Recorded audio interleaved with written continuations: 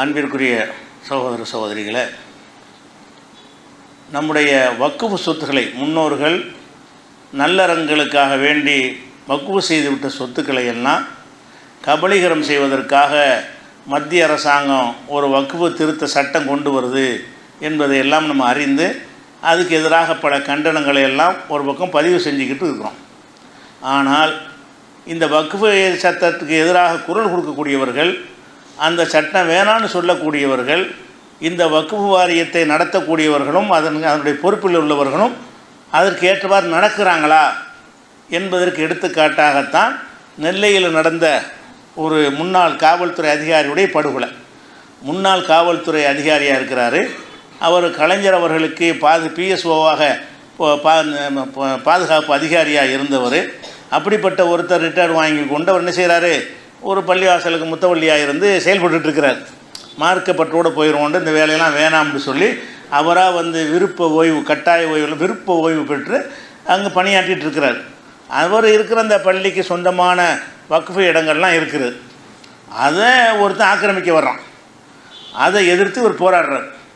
இப்படி போராடினா புகார் கொடுக்குறாரு, பல விதமான முயற்சிகள் பண்ணுறாரு.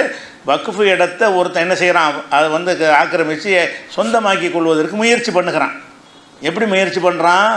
ஆளுங்கட்சியை சேர்ந்தவருடைய தயவோடையும் காவல்துறை அதிகாரியுடைய தயவோடையும் இவருக்கு பலவிதமான நெருக்கடிகள் கொடுக்கப்படுகிறது.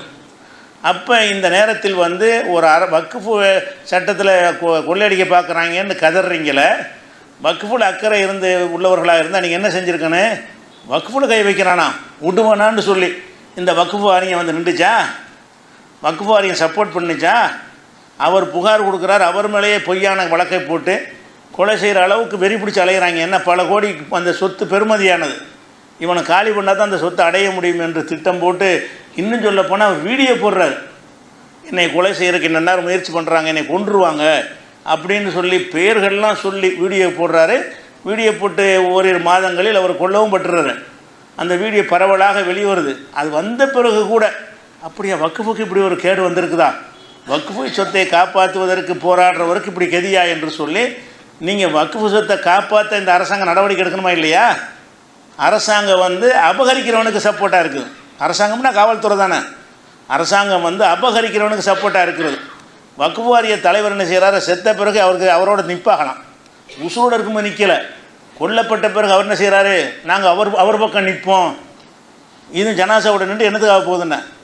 அப்போ அந்த தகவல் கேட்ட உடனே போய் இறங்கி என்னடா பிரச்சனைன்னு சொல்லி அங்கே வாதிட்டு அங்கே அதிகாரிகிட்ட பேசி எப்படி நீ வக்ஃபு விஷயத்தில் மீட்பதற்கு நிற்கிறாரு, நீங்கள் என்ன துணை செய்கிறேன்னு கேட்டிருக்கணுமா இல்லையா?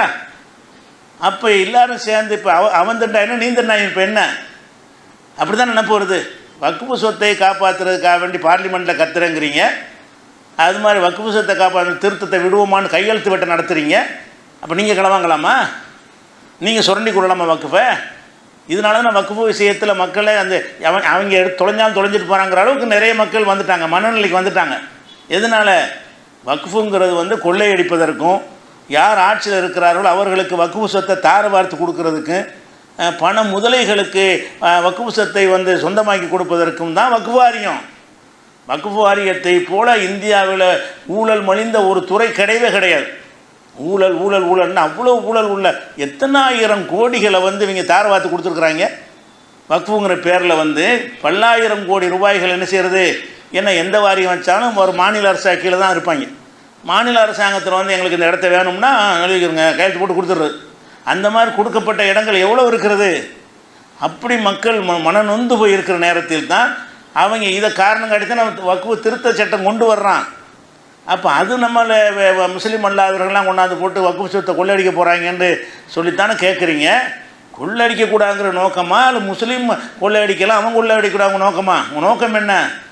யாரும் கொள்ளையடிக்கக்கூடாதுன்னு நோக்கமாக இருக்கானே. இவங்க நோக்கம் என்ன? அவங்க கொள்ளையடிக்க, நான் அடிப்பேன் அதானே பார்த்தோம். நீ கொள்ளையடிக்க மாட்டேன்னு நீ இருந்தால் தானே நீ ஓம் பக்கம் தார்மீக ரீதியாக மக்கள் ஆதரிப்பாங்க. அப்போ நீ இருந்தா என்ன, அவன் இருந்தால் என்னங்கிற அளவுக்கு நடவடிக்கை இருக்கிறத. அதை சட்டசபையில் முதல்வர் பேசுகிறார் கவன ஈர்ப்பு தீர்மானத்தில். அவர்களுக்கு மத்தியில் ஒரு நிலத்தகராறு நிலத்தகராறாம். வக்ஃபு விஷயம், வக்ஃபு சொத்து எடுத்துக்கிட்டாருன்னு போராடிக்கிட்டு இருந்தார்னு சொல்ல வேண்டியது தானே. அப்படி தானே புகார். நிலத்தகராறு இருந்துச்சான், அதனால் கொண்டு விட்டாங்களாம். அவர்களுக்கு மத்தியில் நிலத்தகராறு இருந்துச்சுன்னு மென்மையாக்கி பேசுகிறீங்கன்னு சொன்னால் நீங்கள் வக்ஃபை காப்பாற்றுற ஆளுக்களா? அப்போ இந்த வக்ஃபு சொத்தை கொள்ளையடிக்கிறார்கள் என்று அவனை கேட்குற ஆளுக்கு இவங்க வக்ஃபு சொத்தை காப்பாற்றுறவங்களா இருக்கிறாங்களா? இல்லை. காப்பாற்ற போனவொன்னே கொலை செய்கிற அளவுக்கு அவன் தைரியம் வருகிறது. எந்த தைரியத்தில் கொலை செய்கிறான்? சும்மா ஆரம்பத்தில் பிடிச்சி உள்ளே போடுவாங்க, 90 நாளில் ஜாமீன் கொடுக்க மாட்டாங்க. அப்புறம் என்ன செய்யும்? புஷுன்னு ஆக்கி விட்ருவாங்க கேஸை. இதெல்லாம் தெரியாமல் இறங்குறாங்க. கொலை செய்கிறதுக்கு ஒரு தைரியம் வருமா? ஒரு தண்டனையும் கொடுக்கப்பட போகிறதில்ல. அப்போ இதெல்லாம் ரொம்ப இந்த வக்ஃபு விஷயங்கள் ஆட்சியாளர்களாலும் வக்ஃபு வாரியத்தில் உள்ளவர்களாலும் கபலீகரம் செய்யப்படுகிறது. அவர்கள் அந்த கபலீகரம் செய்பவர்களுக்கு, ஆக்கிரமிப்பாளர்களுக்கு துணையாக பக்கபலமாக நிற்கிறார்கள் என்பது தான் இதுவரைக்கும் உள்ள வக்ஃபு போர்டுடைய வரலாறு. இப்போ அதான் நடந்து கொண்டு இருக்கிறது. அதையும் ஒரு தகவலுக்காக உங்களுக்கு என்ன செய்கிறோம், பதிவு செய்கிறோம். நீங்கள் ஏதாவது அல்லாவுக்காக அந்த வக்ஃபு செய்கிறத நல்ல ரீதி எழுதுறதா இருந்தால் வக்ஃபு மட்டும் செஞ்சிடாதீங்க. வக்ஃபு செய்யாமல் அது எப்படி எழுதி கொடுப்பதுங்கிறதுக்கு முறைகள் இருக்குது. அது உரியவர்கிட்ட கலந்து ஆலோசித்து என்ன செய்யுங்க. நாளைக்கு நம்ம எழுதி கொடுக்க வக்ஃபில் போயிடக்கூடாது. உங்கள் பேரங்காலத்தில் எவனா எடுத்துகிட்டு போயிடுவான்.